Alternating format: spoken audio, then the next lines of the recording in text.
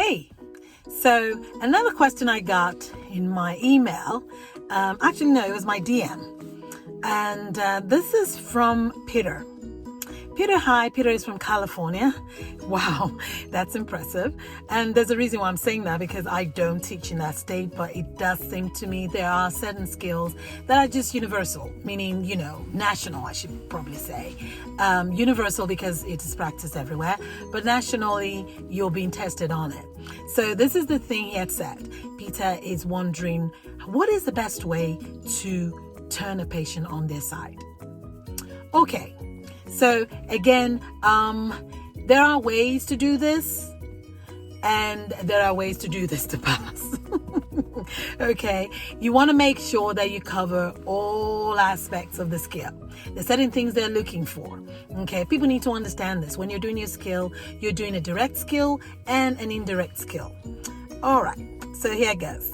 Again, thank you for coming to my channel. My name is Nurse Amy, and I teach everything CNA. It's certainly not only in the state that I teach in now, but again, I get questions, and I've been wanting to do this, to just answer these questions. So let's go straight into it without wasting so much time. Peter wants to know how to turn a patient correctly. Okay, first and foremost, the reason why we turn our patient is to have a good body alignment. So that's a big thing. You have to be able to say it. You have to be able to show that you're actually aligning this patient's body in a good way. Okay, so I'm going to teach you the way I teach my students. Again, there's a link to a video I've done pertaining to this, and you'll see it. Okay, so first thing first, the bed has to be flat. You have to make sure the bed is flat. If the bed isn't flat, then clearly they're not in a good body alignment. Another thing you want to do is because you're going to angle them. You need to understand this. You're going to be turning them on their side. So the side rail has to be up on that side so they don't roll over, right? That makes sense. So you're going to be angling them. When I say angle them, it means they're going to turn in such a way that they're not ramrod straight, but they're kind of angled, okay, in a comfortable way. And I'll show you how and why. So when you scoot them, because you want to scoot them towards you, the reason why you're doing that, you're going to angle them so they have a chance to be aligned properly. You're going to put a pillow behind them. And then once that pillow is in place, you're going to have them lean back. Does that make sense? So when you angle them, because you need space to work with, okay? Because if you don't scoot them towards you before you tell them to hang on to or hold on to the side rail, there's no room to work. So that's why you scoot them towards you, so they're kind of angled, okay? So when you do that, again, scoot them towards you, what you can do, break those, when you're scooting them, you can break them into 3 sections. You have the I was just going to say the thoracic part of it, which is the upper body, okay? You have the waist, and then you have towards the pelvic, okay? So you can do that in 2 parts, just helping them. Mind you, this patient can move. You all need to know that. Your skills tells you if your patient has a limitation. Now, it can be implied, but don't overdo it. Don't add your own soundtrack. My students know this. I always say this. Do not add your own soundtrack, okay? So, moving along. So, when you angle them, have them turn towards the side rail, and then you need 3 to 4 pillows. It's so that you're using pillows. I tend to use pillows, and you're going to see that in my in the link I put up or down somewhere around here. You're going to see that I use pillows, but it might be blankets. It might be sheets, piled together. Whatever it is they give you, that's all you're going to use, right? You're not going to leave where you're testing and go buy pillows if they have not provided you pillows. So anyway, once you've done that, now make sure one of the pillows is thin enough. Now, there's a reason why I say this.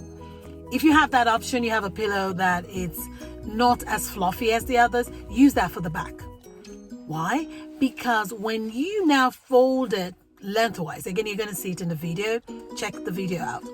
and you put it behind them, because again, it's lengthwise. Again, do not do it in just make sure the pillow is folded lengthwise. Check the video out. And because it goes all along the spine. If you don't, you're just putting pressure in one spot.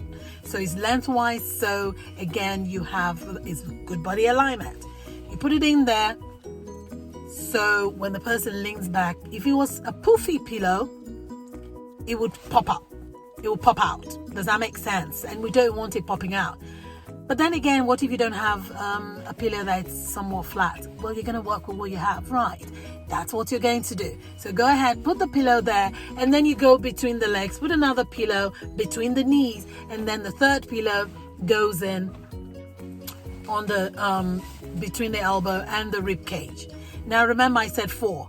There's already a pillow in the bed for the head. When you turn them on their side, Nurse Amy cookie points. Please remember this. I tend to use it in all when I'm doing my skills, just so I don't forget. I cover my bases. Whenever I have to turn a patient on the side, this is the one skill, at least in the state that I teach in, where you have to be to ensure they're not laying on the underside arm. Okay, they can breathe. Their head is protected. Make sure you get those points in as they're turning. Make sure you follow them with a pillowcase. And for those students that have been through my coaching classes and even my classroom, they know I do this all the time just to cover my bases. Because I can promise you, when you're doing the skills and you're being tested, you're not going to remember what skill have you saying what or checking what. Why don't you just make it part of the dance? Okay, that's what I do. So again, hopefully this is adding some value and I'm answering your question, Peter. So when you do that, the reason why we do this is just so that we make sure we're padding the bony prominences so we don't have pressure injuries. That is why we turn patients on their sides, okay? That is why that skill you're being tested on. So that is one.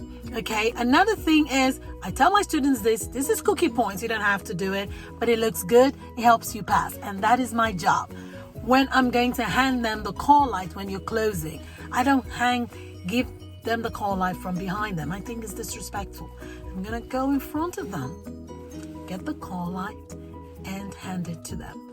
Now, again, the call light might have a cord, it might be a bell, it might be some cordless or wireless signaling device. Again, in your book it says signaling device.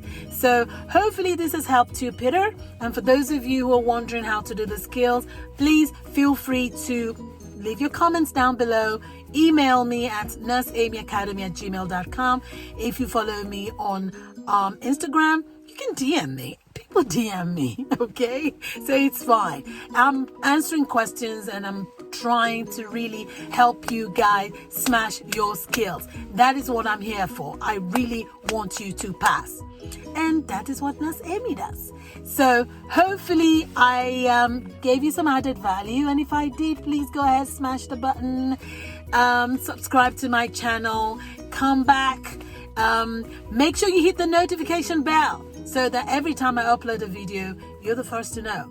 Feel free to ask your questions. And until I come your way again, please be safe. Wear your mask.